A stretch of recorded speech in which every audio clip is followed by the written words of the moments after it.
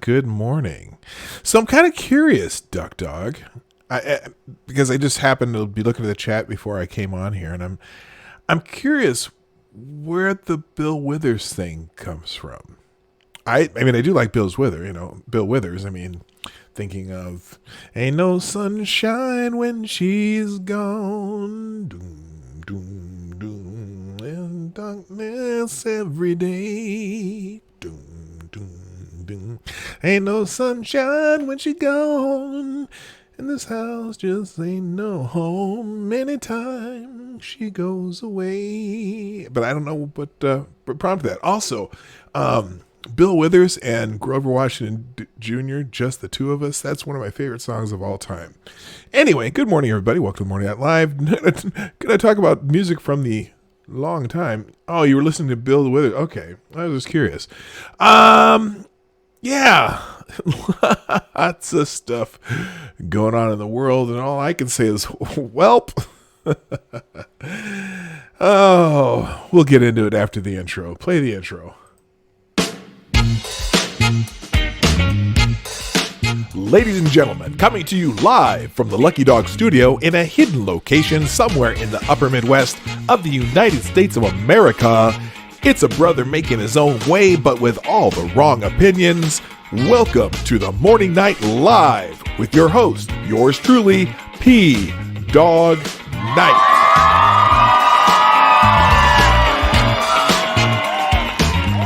And stop the music.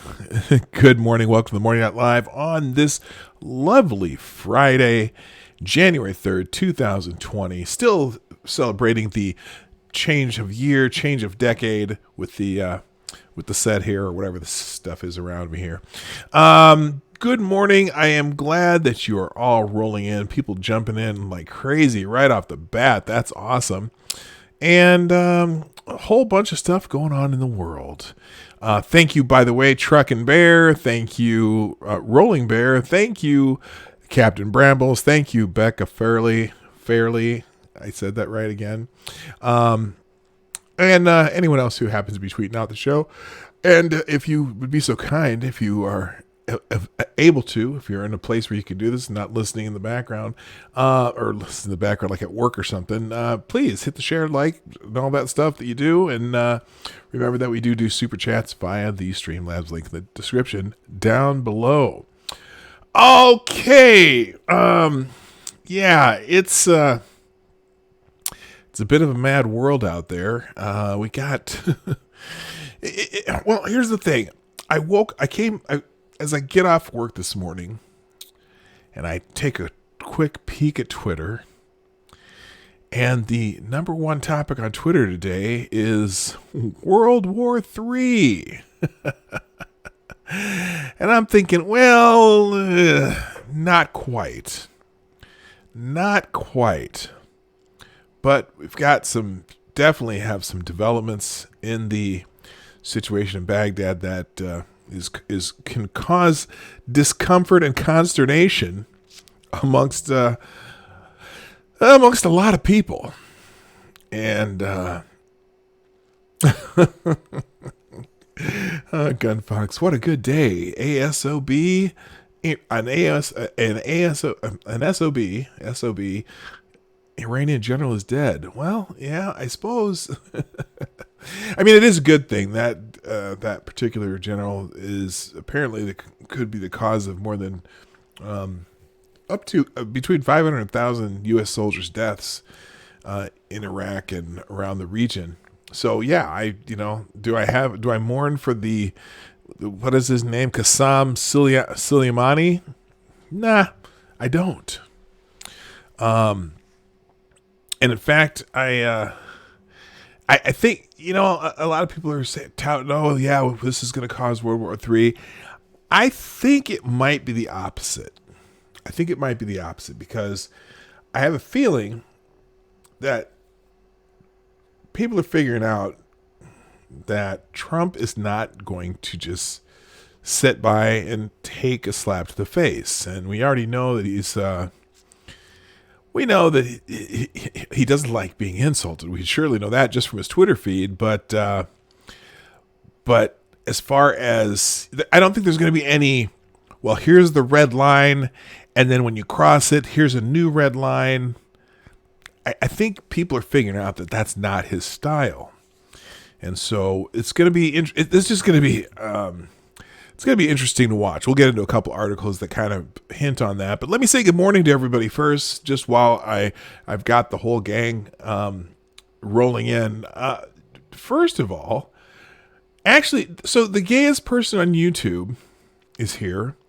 And actually, gayest person on YouTube, you were actually here first. So you do get the bell. Even though you put second on that in the chat, you are first, because I don't count. I don't count myself when I say who's first, and you were the first one here. Good morning, Duck Dog, who got me on the Bills Withers thing when I started. Hi, Chi-Town Jay, Green Thunder Demighty, Jeremy Johnson, Mr. Scott J, Joys of Sorrow, Becky Farley, Rolling Bear, Mike Savage, Maddie. Good morning, Maddie. How you doing? Gunfox 61, Truckin' Bear, Check Your Logic. Man, everyone's here. D.I. Freighter, who's going to be lurking today. So everyone say hi to D.I. Freighter. Nice to have you around. I saw you over on Hard Bastard stream yesterday. And in fact, he was going to be my guest today, but we've had to move him back a week. So just a programming note, my first Dog Park Friday of the year is going to be a week from today. We have one confirmed, the Hard Bastard, who has his own great stream, and he does a lot of news stuff. And hopefully the other 2 to 3 people that I've invited will be able to come. We'll have a nice panel talking about some predictions for the year. I would have loved to have that show today just on the war stuff, but what the heck. And let's see who have I missed here. Have I missed anybody? Dark Isle, how you doing? And you got it at the beginning. You are correct. And Peter Allman. So people are rolling in. It's great. And tell your friends, tell your neighbors, hit the share button, share this on Facebook, Twitter, Reddit, Tumblr, LinkedIn, and MySpace, of course, and MySpace. So there you go. All right. So my favorite news aggregator is JJ Sefton at the Ace of Spades. I usually get most of my morning headlines from him, and he did a little intro this morning to his headline. And I'm just going to read the beginning of it because I think it's rather. Yeah, it's poignant, and me not being an expert at all, or even, I know enough that I'd prefer the United States get out of the Middle East and get out of some of these stupid wars that we've been in that have just taken too much of our time, too much of our money, and sometimes in some ways seem kind of futile, because in the end, when we do leave, all the shit goes back to the way it is. And so but I'm also trying to understand how all this works. So I have to read other people's opinion. Wait a minute. Hold on a second. Let me pause. What? You just said butt. Oh, Lady Boomer just informed me that I just said butt, and she thought that was funny. Oh, gosh. Anyway, everyone say hi to Lady Boomer in the chat as I cough up a lung. I do have my reparations coffee in hand. Have a good day. Love you. All right. Now that pause also gives me a chance to say good morning to Pencalo, the driving ape man, Cynical Lindsay, and Cryptic. Cryptic, how you doing, man? Butt butter is no bueno. And okay, butt butter is no bueno. And yes, so you got a nice chuckle out of Lady Boomer from that one. So like I said, I kind of rely on others people's opinions. I know my opinion is I just want to get out. I just want to get out of there. We're not accomplishing anything. And now, something that he says in here that I think is important, that now that we're a net exporter of oil, I think we have a lot more flexibility on whether or not we spend much more time in the Middle East at all. And sure, we should maybe protect any interests there, particularly our biggest allies there. But these little places that we're still in Afghanistan almost 20 years now. We're still in Iraq almost 20 years now. And, starting to kind of dipping our toes in the water in Syria and all these other places. And, Obama's been, during his reign, he's bombing little pieces left and right. And I'm just like, Are we really accomplishing anything? Anyway, I'm going to read you J.J. Sefton's intro this morning because I think this is pretty good. Hello, Six. Hello, Mr. Hello, Six. Good morning. Yeah, we're rolling. Man, people are rolling in today. I love it, man. This is getting to be we've gone from a regular around 20 people to around 30 people. And it grows every week. It's kind of fun to see. All right, let's. Here's JJ Sefton's take, and I'm just gonna read it here. Wait, what? Right wingers don't like my opinion. I've been called an equivalent to a libtard because of my opinion. Oh, the get the hell out of the Middle East opinion. You and I share that opinion, Lindsay. I know I've seen you talking about it too. All right, so here we go. Good morning, kids. If there ever was a perfect way to start off the weekend, the beginning of a year, and the race to the 2020 presidential election. Oh, plane slides a few part. Oh man, Daryl Parnas. Wait, how does that Parnas? Daryl Parnas. Hello, how you doing? That's a new name. By the way, all of you people who I don't see your names here, if you're not subscribed, please make sure you subscribe and hit the bell. That'll get you the what? Parnas, not Parnas. Oh. I've been informed Parnas, by Lady Boomer is correcting. You can't even see what I'm reading here. What are you talking about? PARNASS. And I can't tell if that's an M or an N because, old people eyes. Oh, it is an N. N is in Nancy. PARNASS. Parnas? That's what she keeps telling me. Pronounce. Oh, but she's saying, or he, said, pronounce Parnas. Okay. Aren't you on your way to work? Goodbye. All right. Oh, good God. Okay. And good morning, Necrosol Collins. All right. And Richo, too. My buddy from down under. All right. Let me get back into this. If there was ever I'm going to start over. And just because. If there was ever a perfect way to start off a weekend, the beginning of a new year, and the race to the 2020 presidential election, this has got to be it. Unlike any other president in my lifetime, with the possible exception of Ronald Reagan, when Donald Trump says he's going to do something, he does it. And it's huge. Okay, interesting. The president personally ordered an attack that vaporized the world's bloodiest terrorist, Qasem Soleimani, responsible for the lives of scores of Americans and others. Also reportedly transformed into vapor was one Abu Mahdi al-Muhandis, leader of an Iraqi paramilitary group behind the attempted storming of the U.S. Embassy in Baghdad on Tuesday. In response to that attack, the president hit them with a left jab by sending in reinforcements to defend American sovereign territory and lives instead of leaving American citizens to die because saving their lives would mean exposing one's own criminality. The drone strike was the right uppercut to the Iranians' regime and the truly revolting Democrat media complex that actually wished American soldiers would die to politically hurt the president. See Joy Reid, The Walking Knockwurst. Even now, their absolutely pathetic attempts to claim that all Soleimani's elimination will enrage the Muslim street and plunge us into another war is risible in the extreme. The typical response goes something like, well, of course Soleimani has American blood on his hands, but Trump is an evil idiot for doing this because reasons.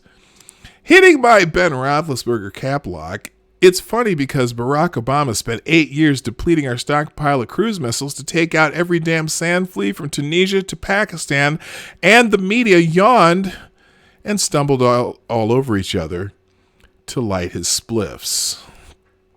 Meanwhile, back here on planet Earth, real experts are calling the death of these two more important than even Osama bin Laden. It might even trigger the long-awaited downfall of the 40-year reign of terror in Iran, the wave of bloodshed unleashed on America and the world in that time, and the looming threat of the nightmare of nuclear-armed Armageddon-hungry mullahocracy.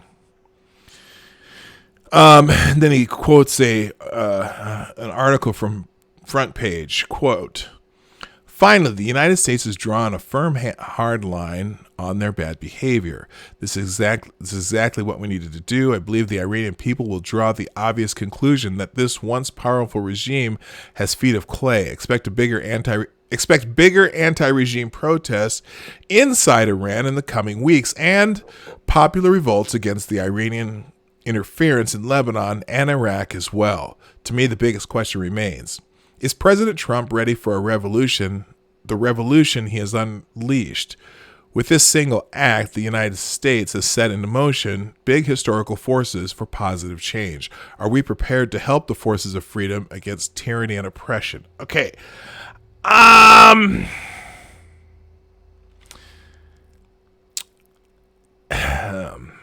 Like I said, me not being an expert, is that something that you can agree with?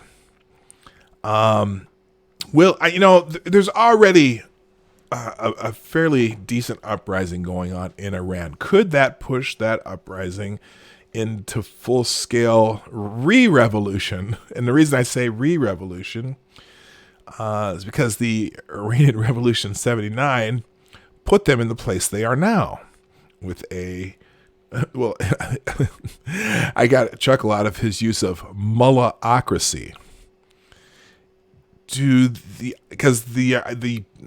First of all, the youth of Iran are not happy with the mullahocracy.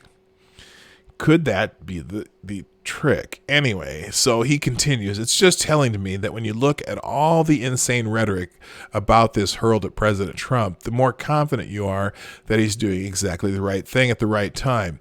It was the ramping up of sanctions that caused the Farsis to strike us in Baghdad, thinking the president would do something stupid or even nothing at all out of fear it would damage him politically in the run-up to the election. Like everyone else who messes with him, his family, and America, that's a grave miscalculation. From Farsi Khamenei to our own farce, Chris Murphy, there are a lot of people with egg on their face this morning. Funny how not 48 hours ago, Murphy was claiming that Trump didn't have the stones to stand up to Iran in the wake of Trump's Benghazi, which didn't turn out to be Trump's Benghazi because Trump made decisive moves. And I applaud him for that. He absolutely, it didn't turn into his Benghazi, which is what all the left was hoping for. And they were all saying it in the middle of that particular crisis. So I'll give him credit for that. Now Trump is a madman. He didn't have, first of all, Chris Murphy's like, he didn't have the stones to stand up to Iran. And now Trump is a madman who's hell-bent on blundering America into a war. Yeah, no. Now here's the thing. Trump doesn't want to be in war. And, here's the thing. The other thing is, so a lot of Trump's business that he's done as a businessman before he ever came into politics, a lot of his business was done in Asia and in the Middle East. So he knows he knows the he knows kind of the lay of the land there. He knows that they have a little bit different take on how to react to things. And the problem with Obama, and I don't hate President Obama. I just think his problem was that he was too quick to just give up on things and just give in to things. And they don't respect that. They do not respect that. The culture does not respect that. You don't. Showing deference is just seen as weak and an invitation for more forced deference. You know what I mean? So yeah, maybe it was a good move. Maybe, like I said, some of the articles we're going to get into will show what I'm talking about.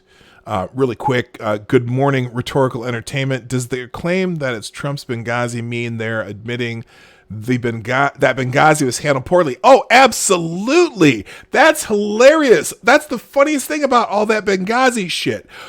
Wait a minute. Oh, so yes, when they were having the Benghazi hearings, oh no, Obama and the State Department, they did everything right in Benghazi. It's not a controversy, it's a fake controversy.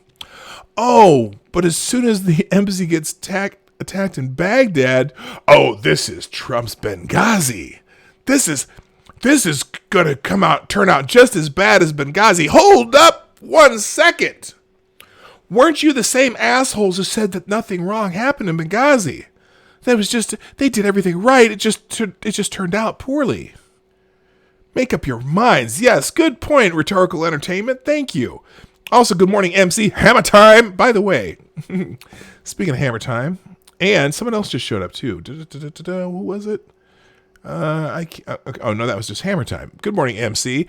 By the way, if you look in the description down below, I believe, have I added the hammer time one yet? Hang on a second. Let me check here. I've got a special, let me find it. I may not have put it up yet. I have a special hammer time. Yeah, I haven't added yet. I'm adding them shortly. If you look down in the description down below, if you do Streamlabs donations, there are some custom,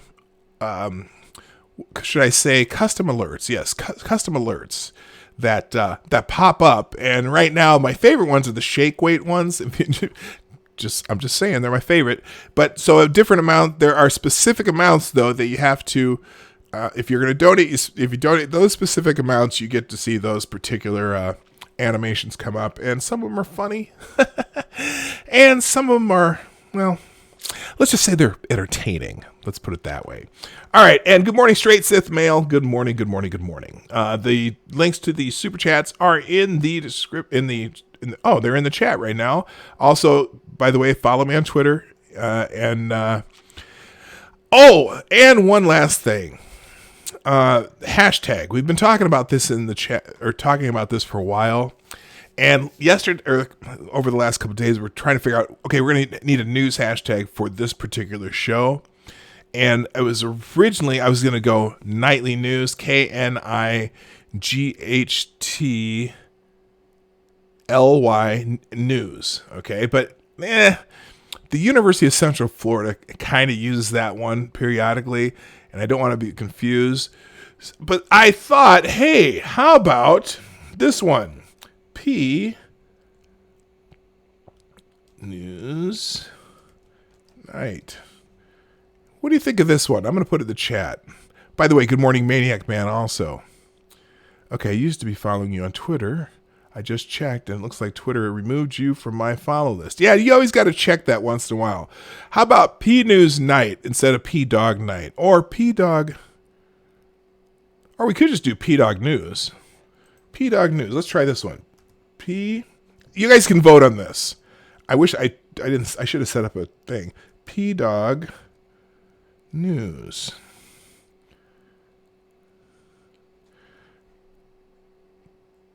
All right, pick between those two. P News Night or PDawg News. PDawg. Anyway, we'll use that. So if you want to put, instead of DMing me, you can just do a hashtag news story, and we'll check the hashtag every once in a while, just like they do on a couple other shows that a lot of you watch. So that might make it easier. All right, real quick. All right, let's get into a couple articles regarding what we're talking about here. PD News. You know, I tried PDK News. All right, we'll put some suggestions in the chat. We'll pick one today. Let's put it that way. So, anyway, so now let's just get into, we're going to just pop through a few articles and stuff, and then there are some breaking news things that we got to figure out. Oh, PDawg News. Oh, I kind of like that one too. All right, we're gonna pick one of these today. How about Nightline or King? Well, King's Nightline. PDawg News. All right, we'll figure it out. Or we might be just talking about hashtags all day. PDawg. Let's see. Hashtag PDawg News. I know that one's one that no one will ever have. That'd be hilarious. Anyway, I'm surprised Twitter never banned me. Why would they ban you, Check Your Lodge? You're actually very polite on Twitter, even though you, I don't know, there's people who you annoy and who annoy you. But you're not terrible on Twitter. What are you thinking? All right, let's get into some articles because I'm just now babbling away. So now, if you the picture I took came from this article because remember when there was some things. Remember when?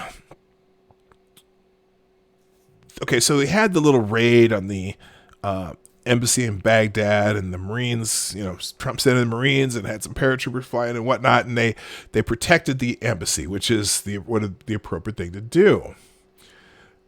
Go here and make a poll. Join the club, check. Okay.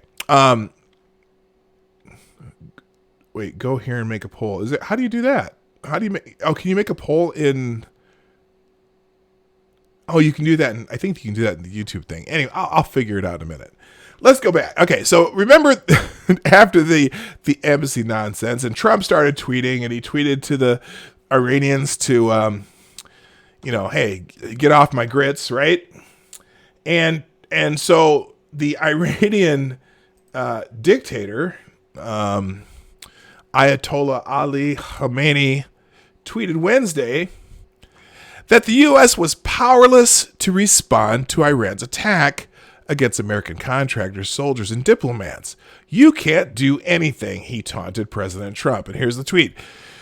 That guy has tweeted that we see Iran responsible for the events in Baghdad, and we will respond to Iran. First, you can't do anything.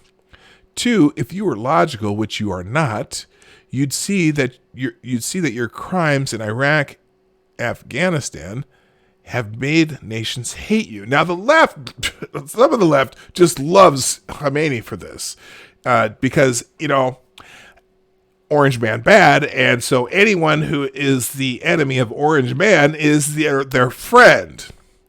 And that's because Donald Trump had tweeted, Iran will be held fully responsible for lives lost or damage occurred to any of our facilities. They will pay a very big price. This is not a warning. It is a threat. Happy New Year. And so that was Khamenei's response.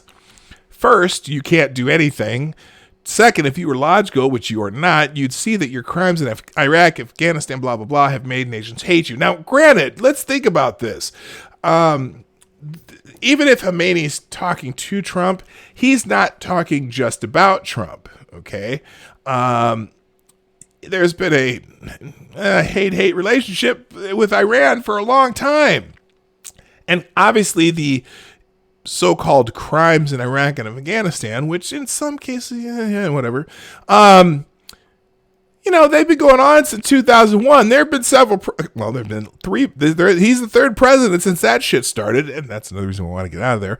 But anyway, by Thursday, Friday morning local time, U.S. forces had taken out Iranian General Qasem Soleimani in Iraq, thought to be behind the recent attacks in Iraq, and responsible for hundreds of earlier American deaths in that country. Trump had tweeted Wednesday after an Iranian-backed militia stormed the U.S. Embassy in Baghdad that Iran will be held fully responsible. We just read that one.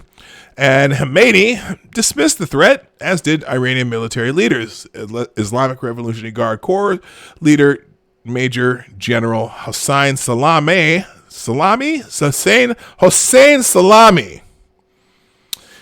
who said that we are not worried.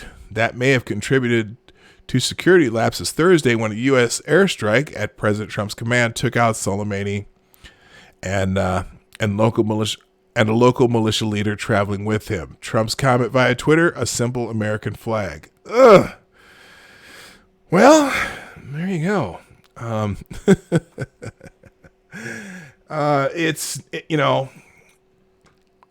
It's quite a difference between this president and our last president. Remember, the mullahs believe that anything created after Muhammad died is haram, and they want to take the world back to that state. Yeah, well, there you go. Duck Dog, we are not doing nightly news. No black man in existence is going to use that hashtag as their personal hashtag. And the brothers, you know what? I don't want, no, we're not doing it. No nightly news. God. Oh. Well, unless I could get, oh no, I was going to make a joke about Virginia's governor, but it does not, I don't even want to do that. No nightly news. Yeah, Peter Allman. See, Peter Allman gets it. Let's see. Senator Graham also, Senator Lindsey Graham also put in his sense that saying that the price of killing Americans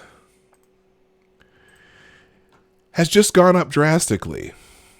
Hello, Renovaccio. Good morning. I declare jolly jihad against the infidel PDawg Knight. Interesting fact, infidel. Iran is the only nation on earth whose constitution has the article declaring it will destroy another, namely Israel. Yeah, that's not good. Did I say good morning to you, Maniac Man? I see that you are here. Hello, how you doing? What's up, brother? Republican South Carolina Senator Lindsey Graham said Thursday evening that President Trump's decision to order an airstrike that killed one of Iran's top military generals likely dealt a crippling blow to the Iranian regime.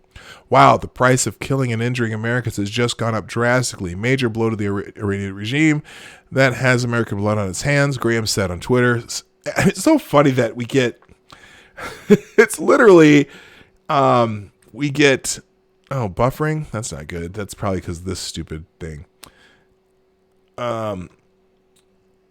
As long as you can hear me right now, we'll just keep going through it. Major blow to the Iranian. Hang on, gosh darn it! This is it working now? Okay, okay. Looks like it's going.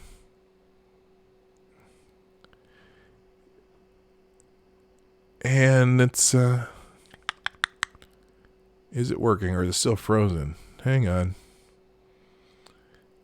Looks like it's going again. Are you? If y'all can hear me just fine again, it seems fine now. Keep going. Oh, that is what we'll do.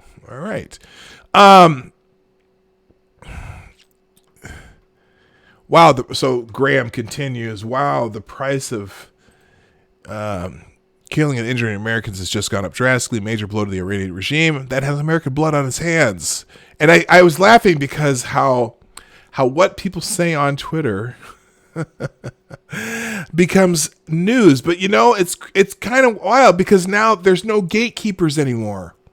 That's what the a lot of the news people are complaining about. They cannot gatekeep against these people. Now, to me, the only thing that I find humorous about this statement by Lindsey Graham, I'm just going to close that window because it's not working.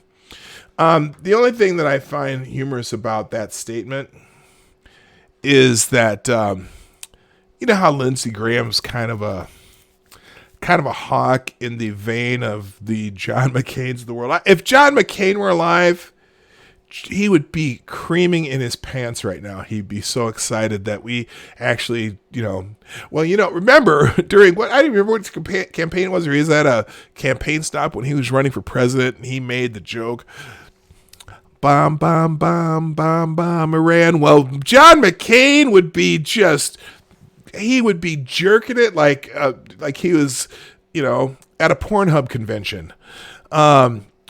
He would be so excited. But I don't think what he's excited about, I don't think it's going to happen. I don't think that we're going to go to war with Iran. First of all, Iran is, I don't know, a Russian proxy. Iran is heavily supported by Russia, right? So here's the thing. I know that a lot of the people are talking about the Russia conspiracy. Well, first of all, this is also funny. So we take out Iranian targets, and Iran is a pretty strong ally with Russia. I wonder if any of the Democrats who are on the Russia kick, who think that the president is Putin's puppet, I wonder how many of them are thinking, what you talk about, Willis? In that, wait a minute, if Donald Trump's a Putin puppet, but he kills some main people that are truly Russian allies, do they have any cognitive dissonance right now? Or because there's still plenty of Democrats, even Adam Schiff still says that Putin is controlling Trump. And a lot of the Joy Reids of the world, and they're all still saying Putin puppet. Well, I got your Putin puppet right here, right? Anyway, let's see. Let's see other people talking about this. Good morning, Howard Sly. Howard Sly 3, nice to see you. I heard he said hi to Renovaccio. Anyone else new come in? Okay, we're doing good. All right. Let's see. Spencer. Apparently, let's see.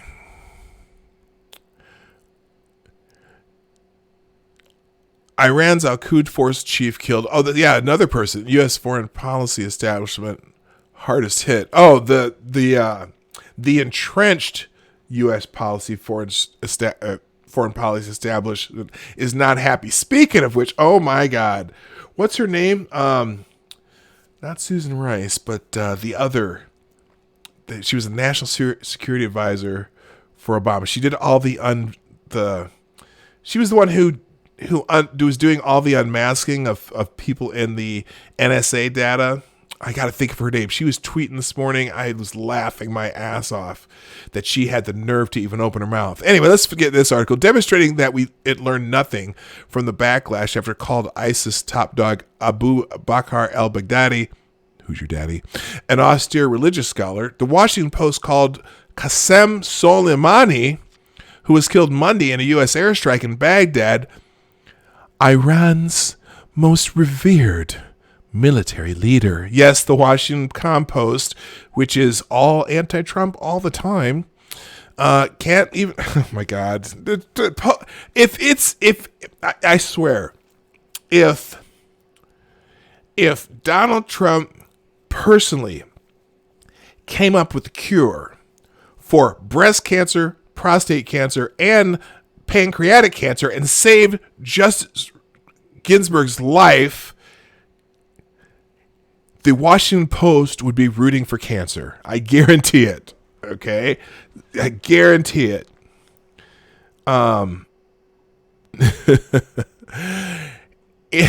So they called Soleimani Iran's most revered military leader. If Soleimani, who is head of the Iranian Islamic Revolutionary Guard Corps Quds Force, was responsible for aiding numerous. All right. If Soleimani, who as head of the Iranian Islamic Revolutionary Guards Corps Quds Force, was responsible for aiding numerous jihad terror activities worldwide, was revered at all, it was more by the Obama foreign policy team that saw him and his government as a valid partner for negotiations than by anyone in Iran.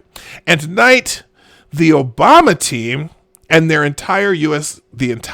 foreign policy establishment sees all of its core claims and principles proven false, and its recommendations rightly disregarded. Remember, this is a guy that was in the White House. Soleimani was a guest in the White House not 4 or 5 years ago. Did you know that? Not that they've noticed, they're still asserting those principles as valid and as a rebuke to Trump's action in ordering this strike. They're still asserting those principles as valid and as a rebuke to Trump's action in ordering the strike. Obama's foreign policy advisor, Ben Rhodes, who boasted about how the Obama administration lied to sell the disastrous Iran nuclear deal, was full of consternation and indignation after the news broke of Soleimani's death. He tweeted, Twitter, everyone's tweeting, and that's where the news comes from. He tweeted that, quote, "This is a really frightening moment. Iran will respond, and likely in various places." Kelly Magazine, Vice President for National Security and International Policy at the Hard Left Center for American Progress and a former Obama Defense Department official as well as member of the National Security Council staff under Obama and Bush, tweeted, quote, let me take a sip real quick. Quote, "I worked for the Iran account for years at the National Security Council under 2 presidents. I'm honestly terrified right now that we don't have a functioning national security process to evaluate options and prepare for contingencies. God help us." Senator Chris Murphy, a Democrat, of course, of Connecticut, himself tweeted, quote, "The justification for assassination is to deter future Iranian attacks.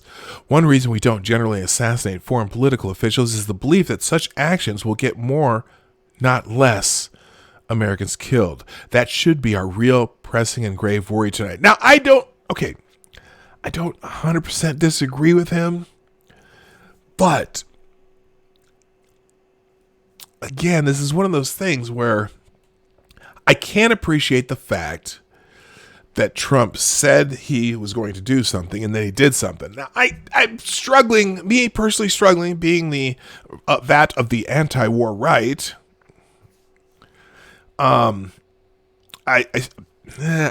Is this going to generate something? Is this going to help us generate a process for getting out of that region in the long run? You know, that's the hope. But whatever. Rhodes, Magsman, Murphy, and all those who are saying similar things are working from the assumption that while Iran and other countries may strike at the United States with impunity, the U.S. must never strike back. That's the thing. They strike with impunity. They know in this case, at least they know we're not going to just take that shit. Okay? So I kind of get it. Yeah, their assumptions are on the assumption that the U.S. must never strike back or do so only in an extremely limited way for fear of retaliation.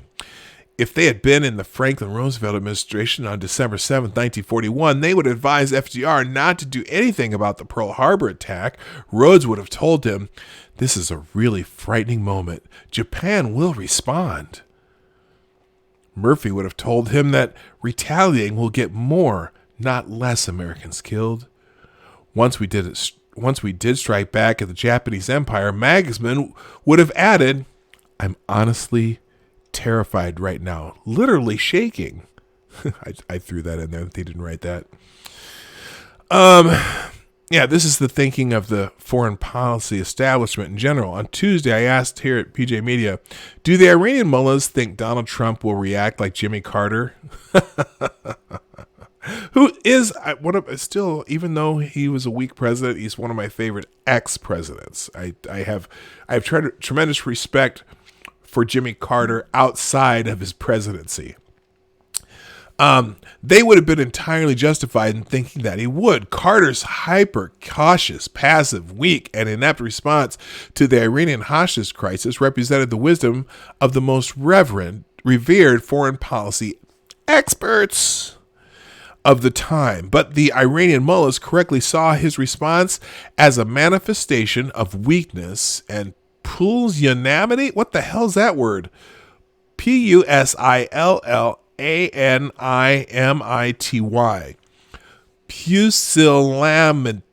Pusillanimity.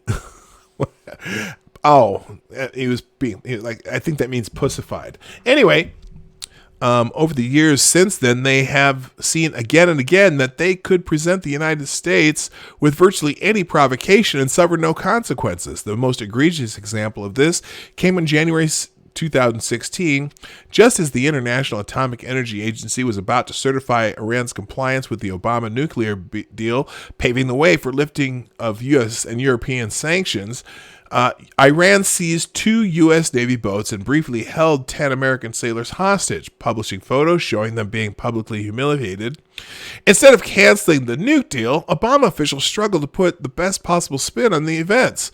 Obama White House spokesman Josh Earnest said the hostage-taking illustrated why the nuclear deal was so urgently needed, instead of telling them to fuck right off. Quote, "We continue to be concerned about this situation. That precisely is why the president made preventing Iran from obtaining nuclear weapons a top national security priority, and we're making progress in actually accomplishing that goal." You know, and here's the thing. The one thing that is, the one thing that's absolutely necessary when you're in negotiations with people about anything, and I mean anything, you know, whether or not you're going to share this lollipop for this gumball. The thing that, thank you, you can't even say it marsupial gainer, but thank you for, it means showing lack of courage, determination, or timid. Pussified. There you go. So the absolute essential part of being in a negotiation with someone or some entity or another country is the willingness to walk the fuck away.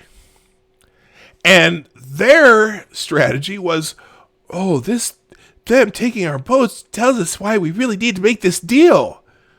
And that's what they should have been told to step the hell off. Bring our boats back or we're going to kill you. Okay, now, maybe not like that, but you know what I'm saying.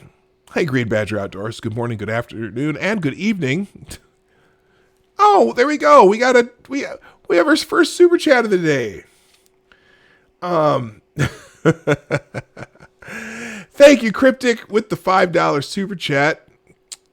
Just one nuke. We need to glass Tehran. You know, maybe not. I understand the sentiment, but like in the other article that we read, I think that there's already strife in Iran. There's already revolution on the cusp of happening there.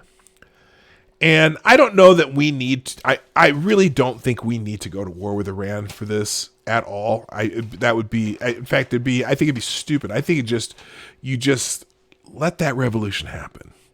I think the mullahs' time is limited.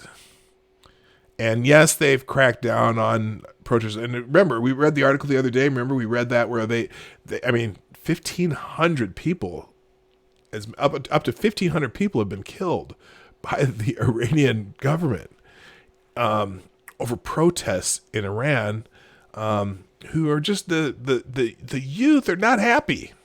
Okay. And does this just, I don't know if this, I have no idea whether this makes it better or worse there. Like I said, I'm not an expert on any of this, so that's why I have my gut feelings, but I just don't know enough. Anyway, again, thank you, Crypto, for the $5. By the way, if you're just getting here, I've added a bunch of different dollar amounts for, like, now Cryptic got the Carlton, because the Carlton happens on $5 and up without any specific amounts. So you got a little Carlton there, action there. I have different ones, different little different little things that pop up for all different kinds of dollar amounts. I'm adding more and more. I have one specifically for MC, but I haven't added it yet. So you can check the down in the description down there. You can decide what kind of things you want to pop up when you by what dollar amount you give. I'm suggesting shake weights. I'm just saying shake weights. Just send in Pauly Shore. Oh, that movie was so bad. The longer it takes, MC says, the longer it takes for people to realize we're dealing with a 12th century mentality, the more people will suffer and the more who will die when they finally do realize it. Yeah, and you know what? The 12th century mentality is, you know what? Don't fuck with us. Here's what happens when you fuck with us. Okay. Oh, it's a meme too. I know. I know. All right. So anyway, enough of that article. Let's go on. Let's move on. See what other people are saying about this. Let's see. Well, bye, Simani. Oh, and then again, bye, Suleimani. Hang on a second here. Let's go full screen on this one. Or wait, can I do a middle screen? Let's see. Is this going to fit on here? No, it's not. Let me do full screen. And there we go. The killing of Iran terrormeister Qasem Soleimani in targeted U.S. airstrike in Baghdad on Thursday will have a dramatic impact on Iran's ability to conduct overseas terrorist operations and the stability of the Iranian regime. But the real impact, one can legitimately wager, will be quite different from what you've been hearing so far from most of the U.S. and international media. Rather than engendering some massive Iranian retaliation, as many talking heads have been warning, I believe this is who's rating this. This is Kenneth Timmerman. I'll see what are his credentials. Ken Timmerman is the New York Times bestselling author of Deception, the YouTube video Hillary and Obama blamed for Benghazi. Okay, so he's been studying the Benghazi incident. Rather than engendering some massive Iranian retaliation, as many of the talking heads have been warning, I believe this strike will throw the Iranian regime back on its heels as wannabe successors contemplate their careers vaporizing in a U.S. drone strike, and Iran's civilian leaders fret that they have been exposed as emperors without clothes. To put simply, the aura of the Iranian regime's invincibility is over. They have pushed us and our allies repeatedly and have been encouraged by the modest response from U.S. political and military leaders until now. But with this strike, the gloves are off, and the leadership in Tehran, and more importantly, the people of Iran, can see it. Soleimani was not some run-of-the-mill terrorist. He was worst of the worst, a man with more blood on his hands than even Osama bin Laden. Iraq, Lebanon, Yemen, Afghanistan, 9/11, Benghazi, all of them were his doing. But he was also the most respected and only charismatic military leader to have emerged since the 1979 Islamist revolution in Iran. No other leader in Iran today even comes close to Soleimani for sheer star power. This is a huge loss for the Tehran regime, bigger indeed than if the supreme leader himself, who actually is a nobody, died or was killed. I don't know what that means. He's a nobody. But anyway, I've been watching the Iranian regime for 40 years. The only military leader who even comes close to Soleimani was the former commander of the Revolutionary Guard Corps, Mohsen Rezai. Rezai was respected because he was a man of the troops. He respected his men. He refused to throw them into combat for purely political purposes, and his political masters repeatedly demanded, during the bloody 8-year Iran-Iraq war. And because of his loyalty to the troops, many of his troops and commanders remain loyal to him even today, more than 20 years after he resigned as IRGC commander. But Rezai failed miserably when he entered the political arena as a presidential contender, failing 3 attempts to break 10%. He never had the star power that Soleimani engendered, not from a lack of trying. We have 2 historical parallels to compare to Thursday events. Operation Praying Mantis in April 1988, when U.S. naval forces sank 1/3 of the Iranian Navy in a matter of hours after repeatedly catching them dispersing naval mines against international oil tankers in the Persian Gulf. And then the presumed Israeli assassination of Iranian Lebanese terrorist Imad Mughniya in Damascus in February 2008. In both cases, we were told Iran and their proxies were going to counterattack with devastating lethality. Hundreds of Americans and Israelis were going to die. Thousands. The entire region was going to explode. In the end, what happened? Nada. Absolutely nothing. And that's what I predict here as well. The Iranians have been lulled into thinking they can act with impunity in Iraq, Lebanon, Syria, Yemen, Saudi Arabia, and elsewhere. Finally, the United States has drawn a firm, hard line on their bad behavior. Okay, so this is another a red line versus actual action. So, maybe he's right. I hope he's right. I really do hope he's right. It is a definite change of direction in policy with Iran. And so who knows? Maybe that's just the thing we need. Let's see. Is someone heading out? What is this? Bye-bye. Oh, bye-bye. Oh, you're singing Everly Brothers songs. Okay. I'm like, bye-bye, love. Bye-bye, sweet caress. Hello, emptiness. Feel like I could die. Bye-bye, my salami. Goodbye. Okay. We're singing Sweet Terrorist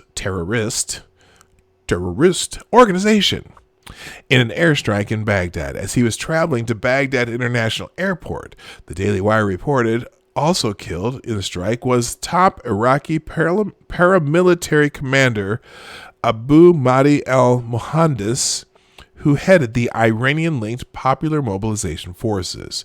Fox News reporter Lucas Tomlinson noted that U.S. government statistics indicate that Iran was responsible for killing at least 608 troops from the U.S. during the Iraq War, and that Soleimani led all Iranian and Iranian-backed forces in those operations. Numerous Democrats and journalists, again redundant, rushed to attack Trump for his decision to launch the airstrikes, which was confirmed by the Department of Defense.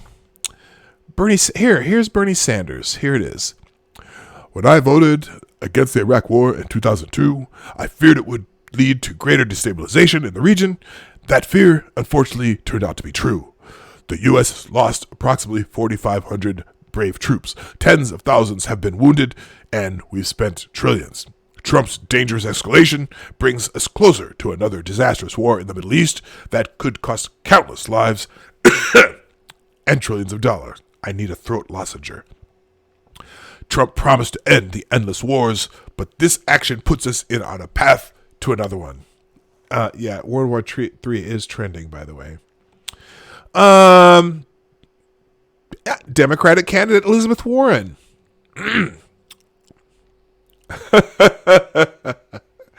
Okay, so the first thing that came to mind before I was about to read this. What the hell? Oh, shoot. Whoops. I said something that caused Google to answer me on my phone. I don't know what I said, though. All right. Elizabeth Warren, my first instinct was to start a fire and go get a blanket.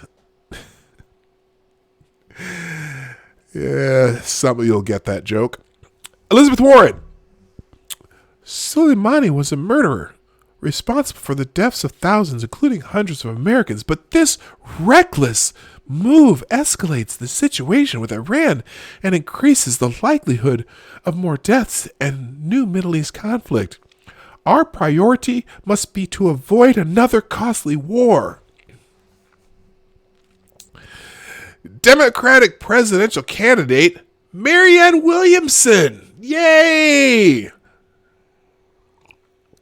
She is, even though she's a loon, she's one of my favorites on the Democratic side, just because she's entertaining. Marianne Williamson, here's what she says. Prayers for peace. Killing of Qasem Soleimani by U.S. military was one of the most reckless, irresponsible actions ever directed by a U.S. president. Really? Let me read that again.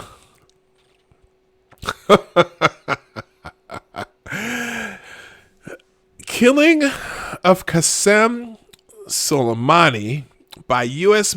military was one of the most reckless, irresponsible actions ever directed by a U.S. president. Let's think about that. In fact, chat, do me a favor. Think about perhaps some of the most reckless actions by U.S. presidents. Because I kind of, the Cuban Missile Crisis, that was pretty reckless. In some ways, the Iraq War has turned out to be kind of a shit thing, but I could certainly think of others. The sinking of is it the Mesopotamia? I don't know what that was. There's been all kinds of reckless shit by presidents. I don't think this is the most reckless. Let me get these super chats real quick. Thank you, Cryptic, again. Another $5. They didn't say shit when Obama destroyed Libya, didn't they? Yeah, that was pretty reckless. Libya alone. I would say that was a tad bit reckless. They didn't say shit when Obama destroyed Libya, did they? They didn't say shit when Obama gave weapons to the rebels who turned into ISIS, did they? Fuck off, fuckocrats. Hey, and you know what? Did they give? Do you think giving,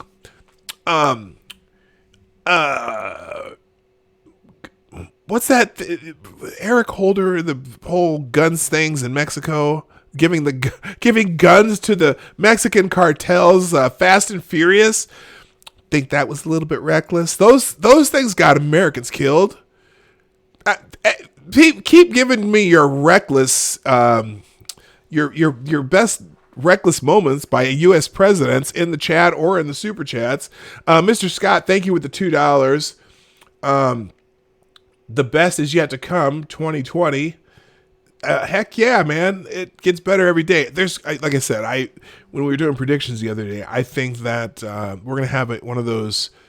I want this to be another roaring 20s decades where you get great technological innovations. There's prosperity. There's going to be so many discoveries. Think of all the discoveries that they're going to be in the next 10 years. We're close to getting cancer.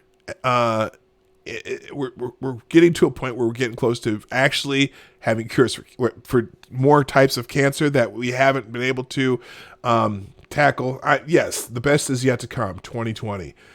Thank you, Mr. Scott. The New Deal comes to mind as reckless. It kind of was. It did.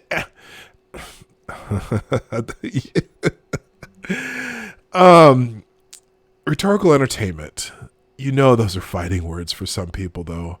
They think the New Deal saved America, and it didn't. It prolonged the Great Depression. We never got out of the Great Depression under Roosevelt. And people still think that to this day, that the New Deal got us out of the Great Depression. No!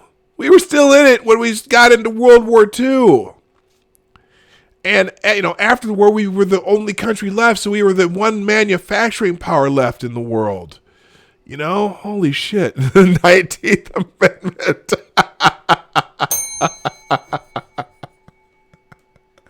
Oh, sorry to my female viewers. That was funny. And although some of you agree with that yourselves, I laugh about that. Holy shit. Most reckless getting elected in 1860. Huh? I'm not sure I followed that one. There's a whole bunch of them, though. Arming terrorists, standing down in Benghazi. Yeah, that was pretty freaking reckless. Fast and Furious. There's a ton of them. FDR signing the executive order to put Japanese here legally and Japanese Americans in internment camps. Yeah, that was reckless. Oh, keep them coming. Talk about reckless. I mean, that was just stupid. And that again, that's one of those. I don't know. That was one of those fear mongering things. The holy shit.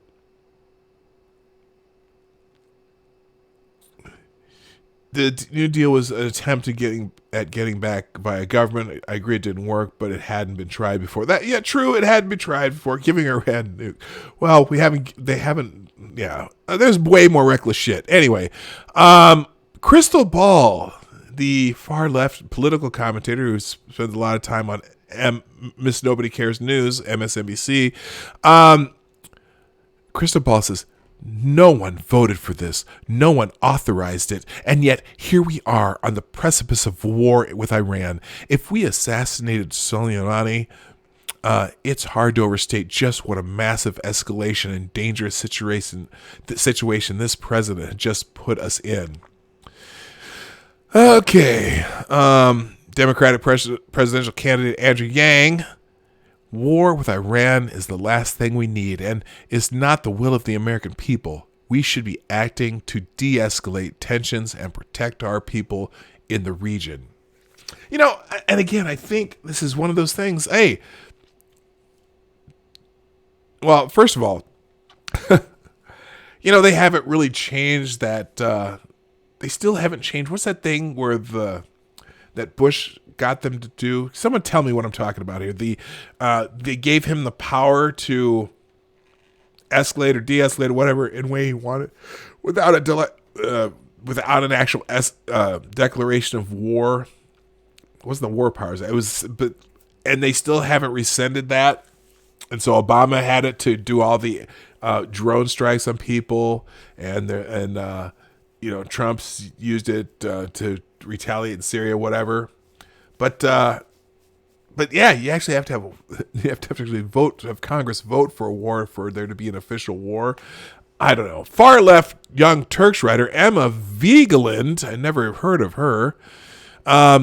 Imagine the Iranian government assassinated Mike Pompeo with a drone at the direction of the president and called it self-defense. That's exactly what the U.S. did by killing Soleimani. An act of war. The only difference is Iran's self-defense claims would be more legitimate. Wasn't... Now, maybe I'm getting this wrong. I don't know. You can help me out, chat. Didn't Soleimani, wasn't he just returning from attacking the U.S. Embassy? I mean, didn't he orchestrate that? Wasn't that where he came from? I don't know. Just maybe. Lindsay, yeah, sending Vietnam, the escalations in Vietnam. Yeah, that was crazy. HJ Resolution 27, Constitutional War Powers Resolution of 2001. Yeah, that's the one I'm talking about. Thank you, Gunfox. I appreciate you looking that up. Yeah. And then we have Senator Chris Murphy. Soleimani was an enemy of the United States. That's not a question. The question is this, as reports suggest. Reports? Whose reports? Anyway, did America just assassinate, without any congressional authorization, the second most powerful person in Iran, knowingly set off a potential massive regional war? I want to know how many of the drone strikes Obama sent out over his 8 years were sent out, quote, without any congressional authorization. Remember, in fact, he drone striked an American citizen. Did that get congressional authorization? Now, granted, it can't. That's not potentially leading to a potential mass regional war. But I'm just curious. And then Washington Post blogger Jennifer Rubin, the conservative Jennifer Rubin. Would it be too much to ask if this decision went through any interagency process? Oh, that's right. We don't have one. Peter Beinart, again, like I said, when they said, what do they call this here? They said Democrats, media attack Trump.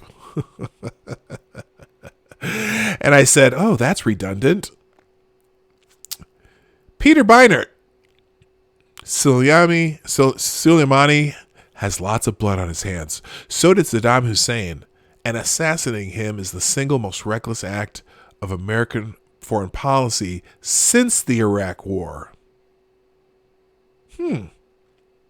At least he qualified it with since the Iraq War. But I think we've done quite a few drone strikes since the beginning of the Iraq War, haven't we? Just like, and pretty much during that entire, in fact, there was a report out the other day talking about how every administration since the Iraq War started knows that there have been serious failures in that region, and but we haven't been really hearing about them. I got to find that report and read it anyway. Another day. Far left writer Rania Khalek responded with the U.S. or Israel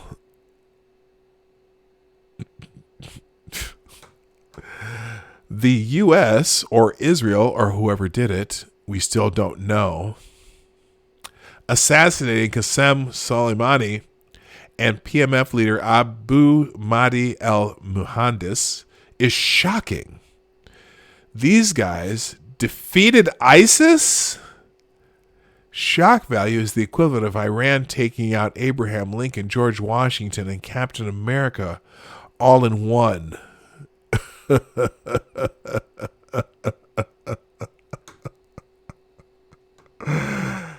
Oh, really?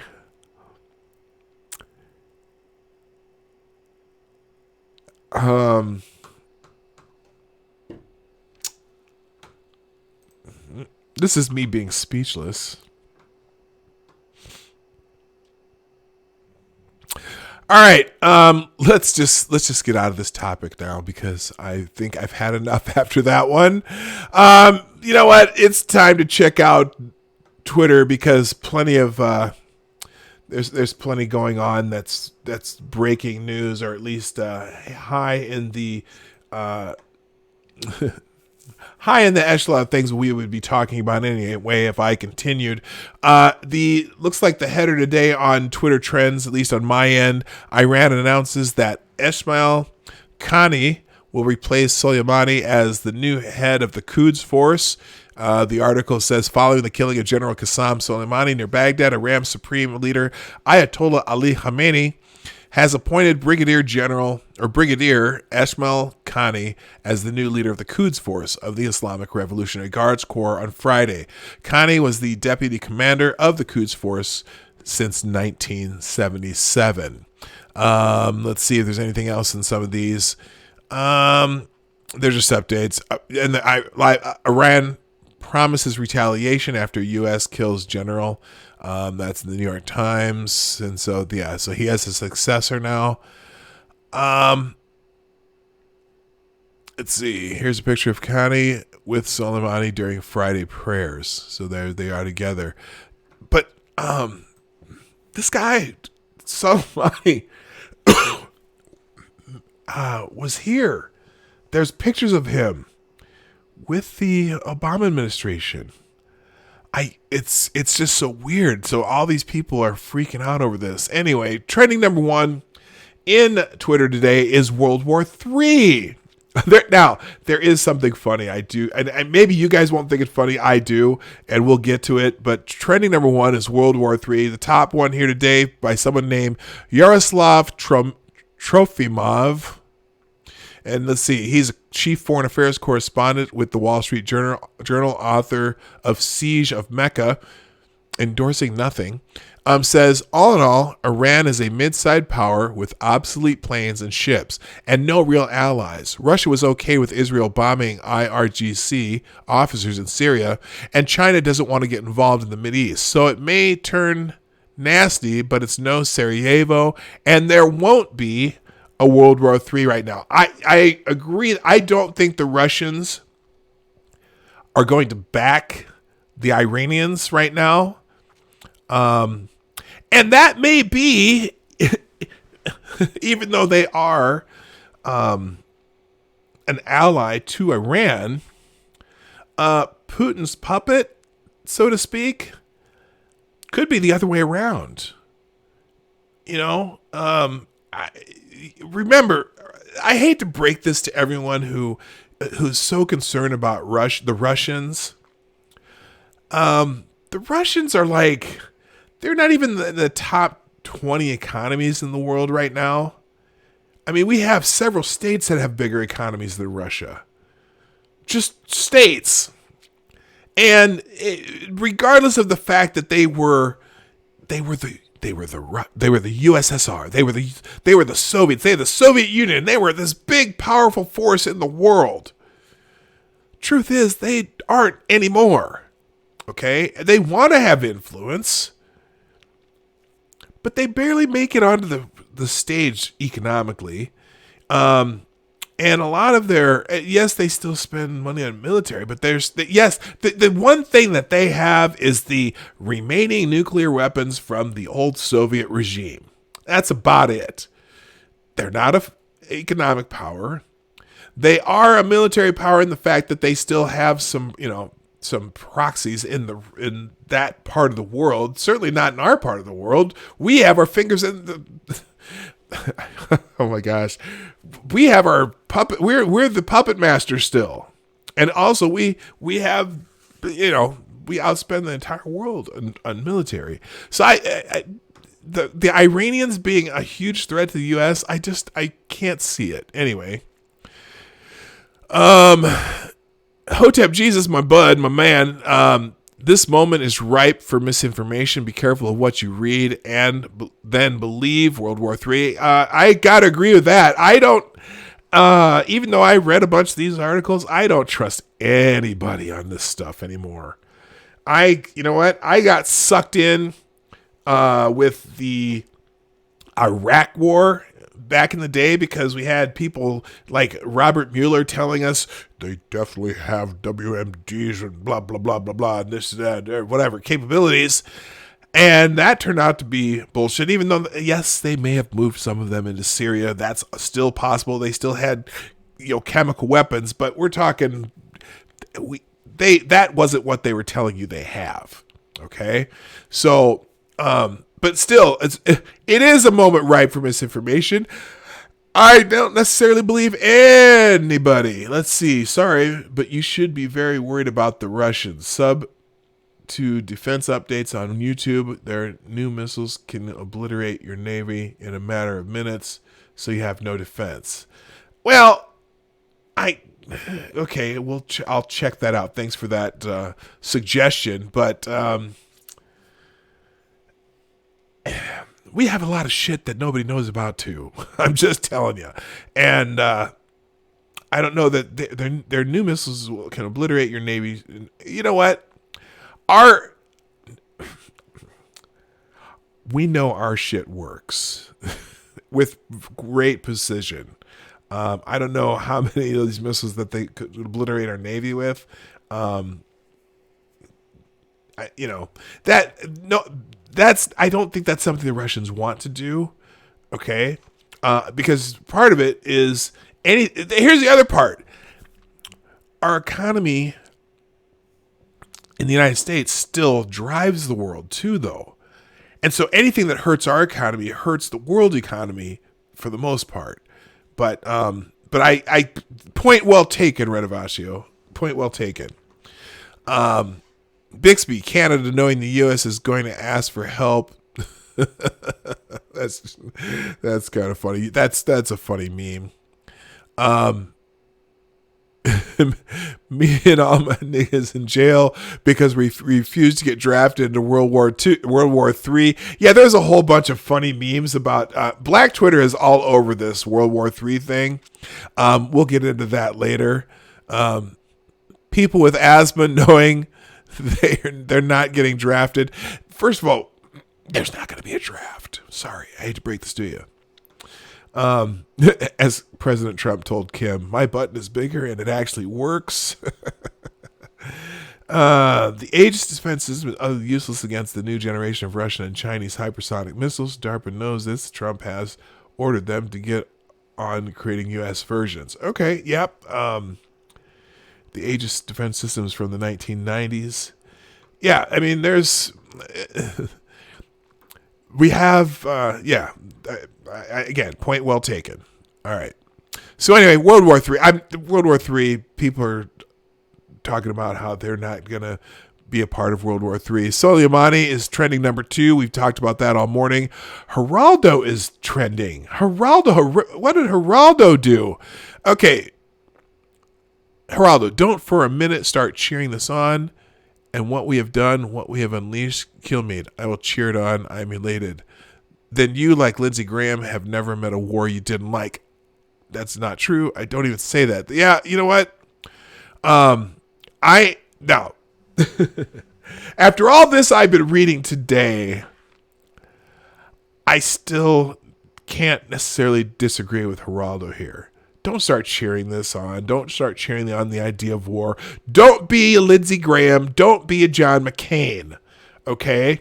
Lindsey Graham and John McCain, every country's a nail and we're the hammer. I'm not. Let's just be right up front. That's not me.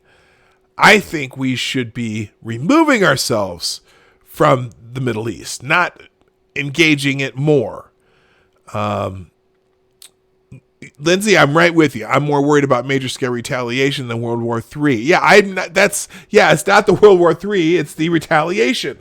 And, but I think the one deterrence to retaliation is we have a president now who will not stand by and let shit like that happen without a response. And I think it would have been easier for retaliation had it been President Obama or even in some ways George Bush or any other president.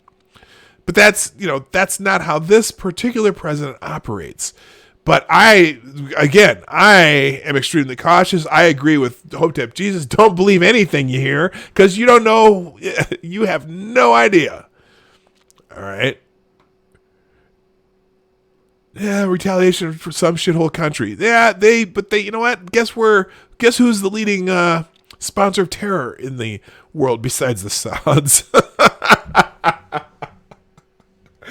Here's Geraldo Rivera. Let's listen to what he had to say here. It's 2 minutes. When the de-escalation at the embassy happened a couple of days ago, that was the end of this chapter.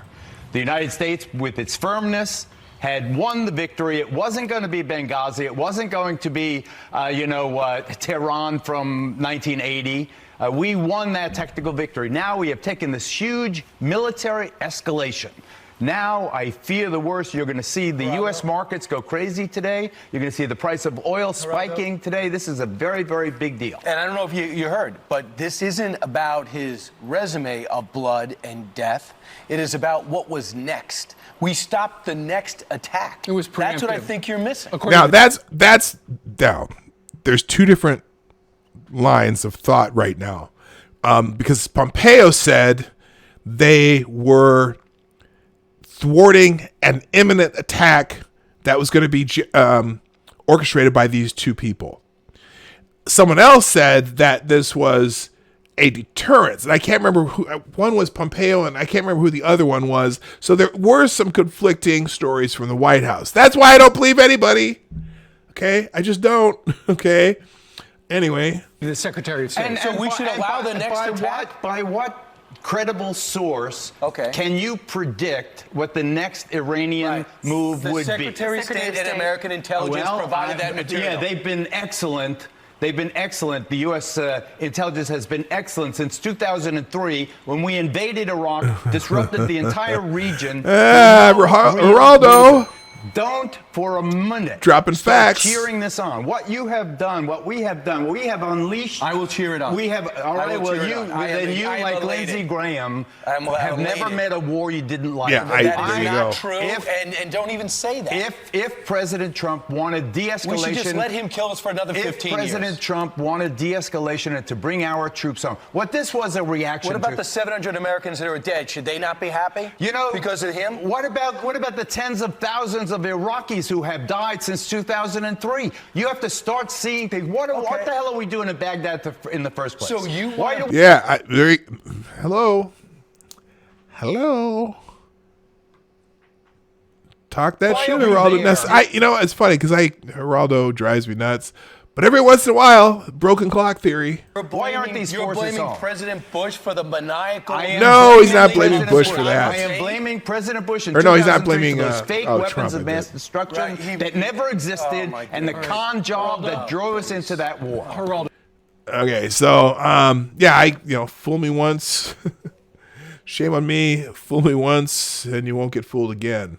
There you go. Well, I care about the dead Americans and the dead Iraqis. But the dead Americans is bigger, even more important to me. I don't want any. So anyway, Geraldo's trending because of that clash with his Fox and Friends friends. Some people say Kilmeada's 100% correct. Some people are saying Geraldo's 100% correct. But all right, so lots of people. Looks like there are a lot of people agreeing with Geraldo on this one, and I tend to lean towards Geraldo's position here. World War III spelled out is trending. Also, we can skip that one. Trump's war. Oh, it's Trump's war. Trump's war. Fascinating because it's the war has been around for whatever. Anyone who didn't vote for Hillary because she was a war hawk, raise your hand. Now take that hand and slap yourself across the face. You know what? That's just the dumbest thing I could ever say. Okay. Hillary was jonesing for a war with Syria. Remember that? She wanted a no-fly zone in Syria. Oh, yeah. That would just be, wouldn't that have been just a war with the Russians, huh? Remember the Russians? The Russians you're so worried about? Whatever. Trump's war. So anyway, people are dumping on Trump, doing Trump's war. Let's see. Captain Bonespur von Dotard is going to start a war for political reasons while sending our loved ones into harm's way. I don't think he attacked the embassy himself. Okay, he told us how to go about getting reelected a long time ago. Don't let Obama play the Iran card in order to start a war in order to get elected. Be careful, Republicans. And remember that I predicted a long time ago that President Obama will attack Iran because of inability to negotiate properly, not skilled. Okay. What else are people saying? Oh, stocks fell sharply after the U.S. confirmed that Trump killed Iran's top military commander, sending oil prices surging and hiking geopolitical concerns. You need to always be thinking of who benefits here. Trump's war. Well, how would Trump benefit from that? Look, dumbass.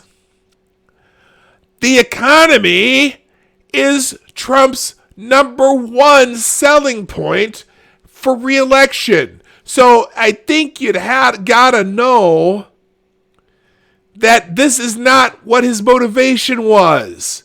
Obviously, destabilization would cause stocks to drop and oil prices to rise. So obviously, that isn't the point here. Who benefits here? That's a good question. Certainly not Trump. Good God. Anyway, that's number 3. Friday thoughts. Hey, let's have a Friday thought. And maybe there'll be a Friday thought in here somewhere. Liberty Nation, this is what's the curly-haired chick what's her name? This is her site. Anyway, Mike Bloomberg is attempting to force his presence down the throat of primary voters via television and online commercials, assuming that this strategy will garner him enough votes on March 3rd. Yeah, he's using his money to make his commercials are everywhere. Oh, Tails of Gore, how you doing? I didn't see you pop in. Oh, good God. Friday thought. I want a good Friday thought because I know we're going to go back to the shit show. Here we go. A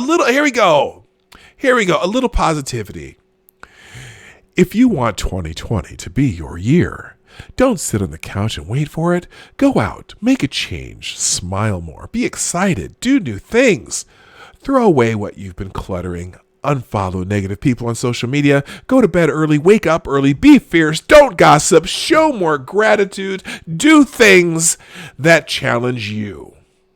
Be brave. That's a good thought of the day. Let me see how far I have to scroll to find the actual thought of the day, though. Doesn't look like it's there's no hashtag hose in here. Okay, cool. I keep seeing cats. This cat keeps popping up. That's a good looking cat, isn't it? Okay, there you go. There's another cat that was up here.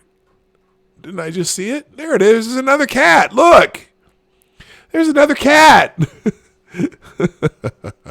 All right. Beyond the Friday thoughts. Oh, Rose McGowan. Oh, you know who she is? She's the actress. She was in, I don't know, Charmed and a couple other shows. Well, she's trending because of something she tweeted this morning. I saw this earlier too. And she's trending number 7 because excited to see who tops Rose McGowan. Yeah, it's like the worst take of the day, and I think she pretty much takes it. Let me see if I can find her actual tweet. Oh,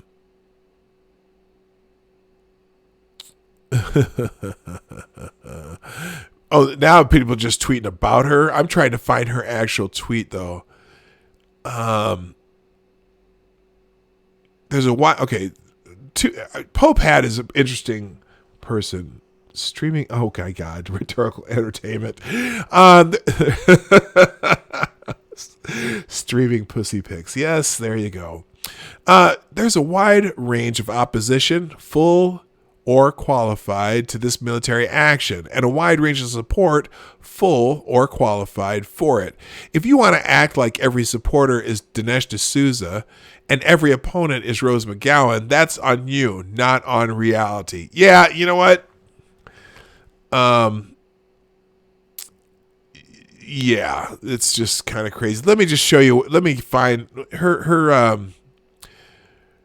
Well, here, the Daily Wire has it here. Her tweet this morning that caught my eye too. Let me see if I can find it here. I want the actual tweet though. Let's see if I can find it, because this is just. Oh, was it going to show up finally? Come on. There we go. Here's Rose McGowan's tweet. And this is what everyone's talking about on Twitter. Dear Iran, the USA has disrespected your country, your flag, your people. 52% of us humbly apologize. We want peace with your nation. We are being held hostage by a terrorist regime. We do not know how to escape. Please do not kill us. Hashtag Soleimani.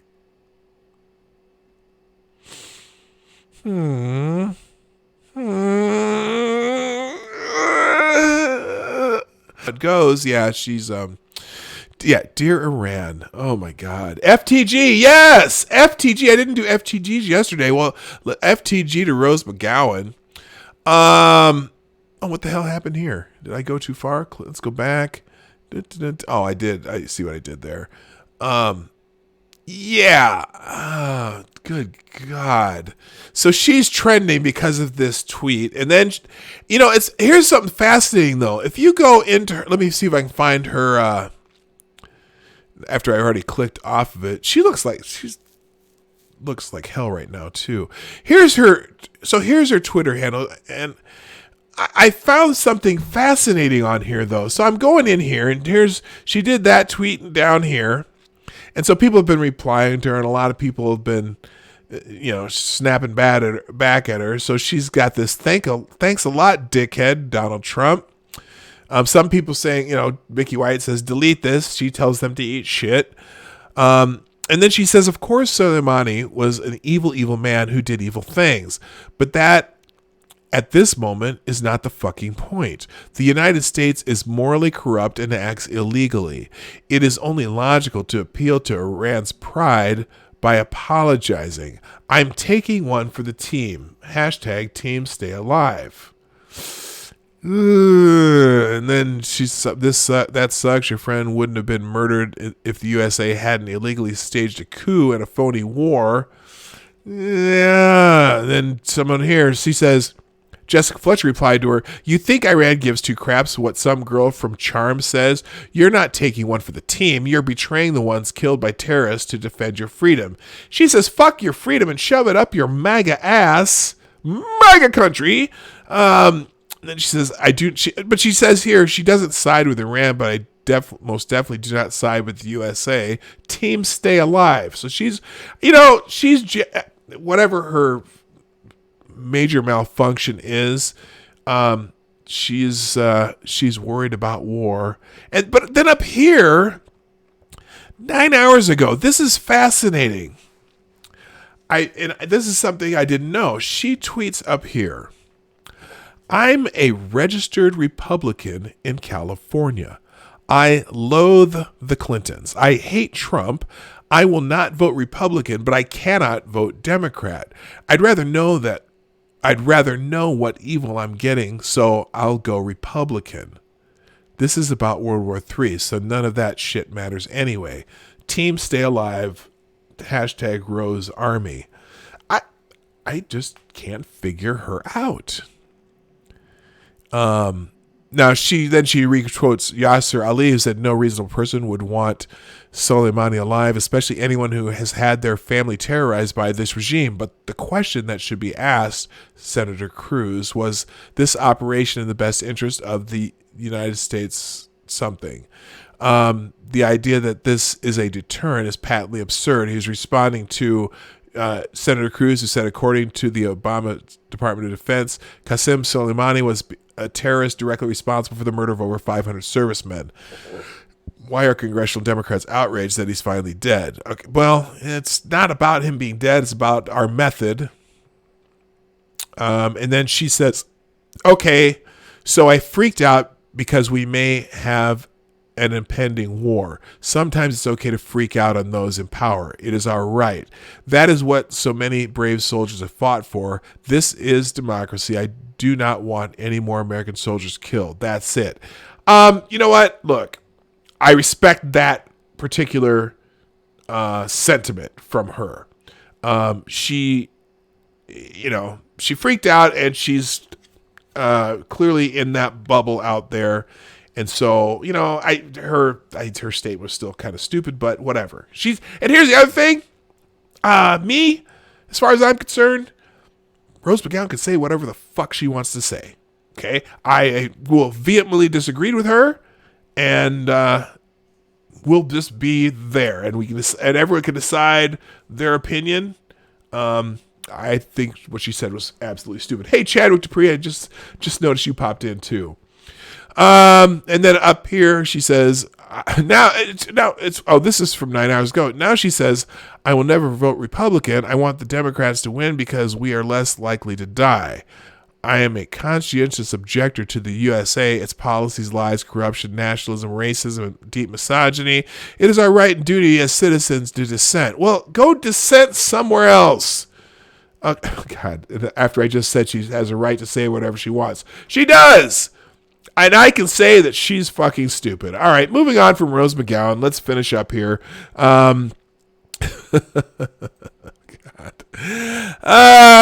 Friday feeling will skip. Soleimani will skip. Joe Moorhead, AP sources, Mississippi State fires Moorhead after 2 seasons. If you're a Mississippi State football fan, say goodbye to the coach. They're going to get a new one.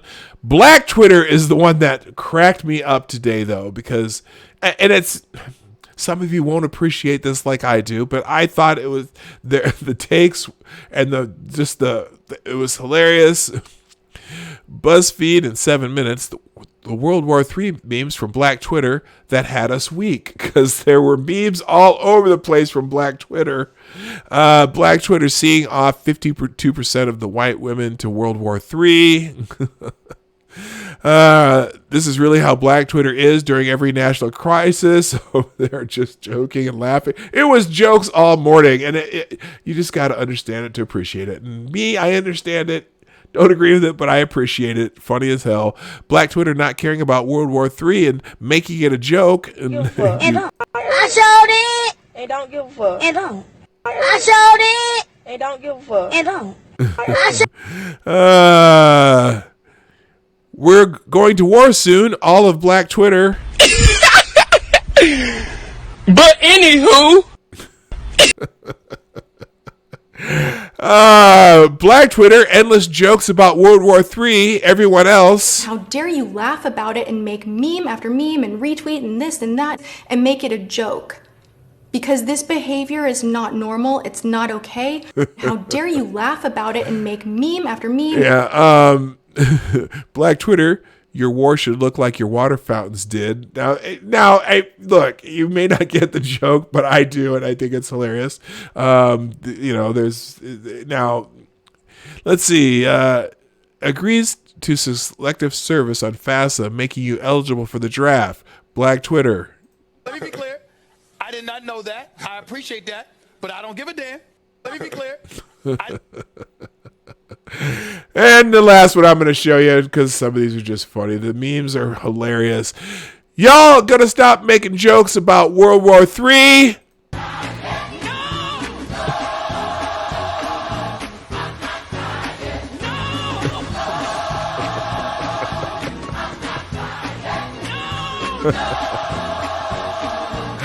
I'm sorry, but it was just cracking me up. I literally got home early enough to just scroll through some of these. Here's one. Black Twitter, deadass, don't take nothing seriously, laughing my ass off. Niggas said the world could be about to end because a meteor headed our way, and niggas would post this meme.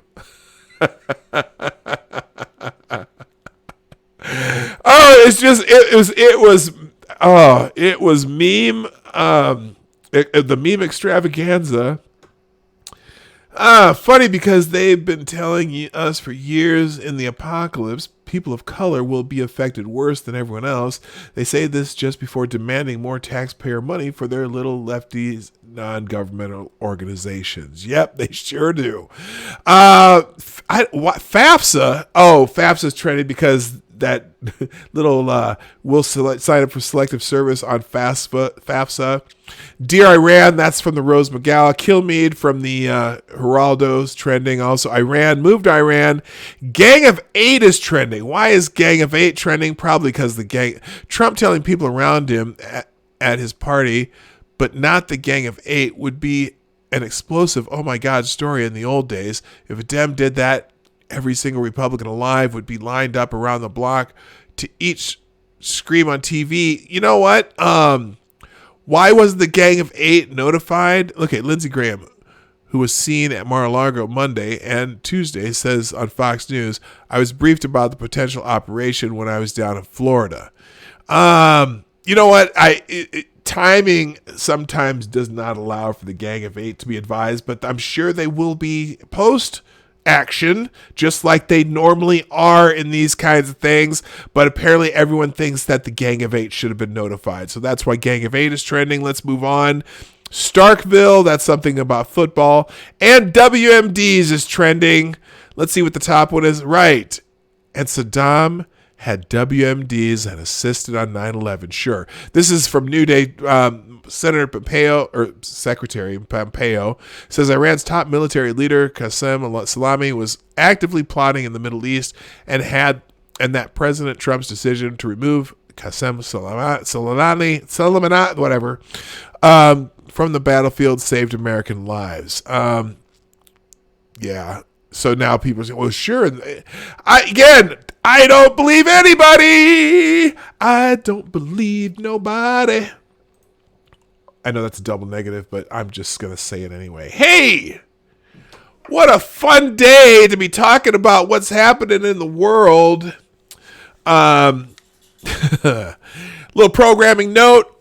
I am going to be on Irate Prostate's channel on Sunday, 5 o'clock Eastern, 4 o'clock Central. He has chosen me to be part of his series of what he calls ice cream interviews. So if you want to know more about my personal life, he gets really deep. I've watched a couple of them, and yeah, they go off into all kinds of things. You'll probably get to understand a little more how I tick, I guess. Or we just might talk about stupid shit like football, but I don't know. It might be interesting. They usually last an hour or so, maybe an hour or two, depending on how interesting I might be. I'm not sure if I'm all that interesting, but yeah, it sounds like fun. So it's the Irate Prostate channel. You can look that up on YouTube. Also, we are here Monday through Friday, 10 o'clock Eastern, 9 o'clock Central, 3 p.m. GMT for my friends in other parts of the world who like to show up. Gunfox, do we ever figure out a hashtag, by the way? Here's what we're going to do. I'm going to put it in the chat. Here we go. Drum roll, please. Wait, why isn't my keyboard working? Hang on a second. Drum roll, please. PDawg. Oh, that's a Z. What the hell? PDawg. Here's the new hashtag, guys. If you want to put me any of those stories that you put on with epic failure. What epic failure? I missed something there. The best is yet to come, Patti LaBelle. It's going to be PDawg